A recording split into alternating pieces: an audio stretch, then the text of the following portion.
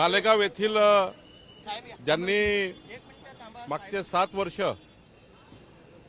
मंत्रिपदावर धुरा सांभाळली, काँग्रेसचे नेते म्हणून ज्यांचं नाव होतं, असे हिरे फॅमिलीमधील काँग्रेसचे मूळ कार्यकर्ते हिरे परिवार जो मालेगावचा आहे, त्यांचे वडील हे 7 वर्ष बळीरामजी हिरे हे मंत्री होते राज्याचे. त्यांचे सुपुत्र प्रसाद बाबू हिरे आज भाजपमध्ये आले आहेत.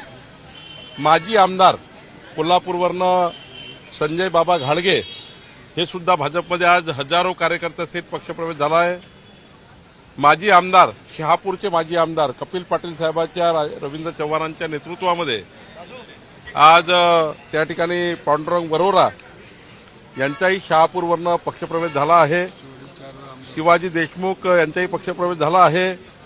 आज मोठ्या प्रमाणावर 2 माजी आमदार आणि 1 मंत्री असलेले हिरे परिवारातील प्रशांत हिरे, खरं तर प्रशांत हिरेंना पक्षामध्ये आणण्याकरता तेथील आमचे महामंत्री विजयभाऊ चौधरीजी, तिथले आमचे जिल्हाध्यक्ष कचवेजी यांनी खूप प्रयत्न केले.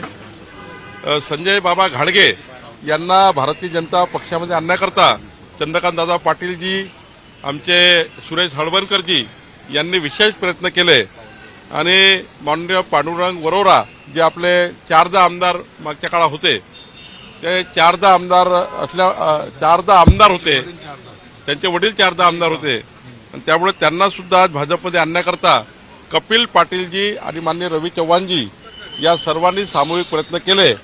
आज श्रीरामपूरमध्ये माननीय राधाकृष्ण विखे पाटीलजी यांच्या नेतृत्वामध्ये आज 12 नगरसेवक भारतीय जनता पार्टीमध्ये, माजी नगराध्यक्ष राधाकृष्ण विखे पाटीलजी आहेत, माजी नगराध्यक्ष आज श्रीरामपूरचे आणि 12 नगरसेवक श्रीरामपूरमधले काँग्रेसमधनं आज भारतीय जनता पार्टी विखे पाटील साहेबांच्या नेतृत्वामध्ये आज त्यांचा पक्षप्रवेश झाला आहे.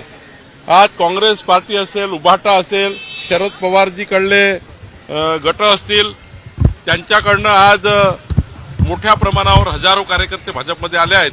मी सर्वांचं अभिनंदन करतो. पुढच्या काळातही माननीय प्रधानमंत्री मोदींच्या नेतृत्वामध्ये या ठिकाणी हा विकसित भारत आणि विकसित भारताची संकल्पना ज्या माननीय प्रधानमंत्री मोदी यांनी केली आहे, माननीय प्रधानमंत्री मोदींच्या विकसित भारताच्या संकल्पाला आणि माननीय देवेंद्र फडणवीसजी यांच्या विकसित महाराष्ट्राच्या संकल्पाला साथ देण्याकरता हे सर्व पक्षप्रवेश झाले आहे आणि पुढच्या काळामध्ये तुम्हाला मोठ्या प्रमाणावर भाजपामध्ये पक्षप्रवेश झालेले दिसतील. मोठ्या प्रमाणावर उबाठाचे, शरद पवारजींच्या गटाचे आणि काँग्रेसला तर खिंडारच पडणार आहे. पुढच्या काळामध्ये 2-3 मोठे पक्षप्रवेश काँग्रेसमधले आहे. तुम्ही आश्चर्यचकित व्हाल असे पक्षप्रवेश काँग्रेसमधनं होणार आहेत. त्यामुळं देवेंद्रजीच्या नेतृत्वामध्ये महाराष्ट्र पुढे जातो आहे.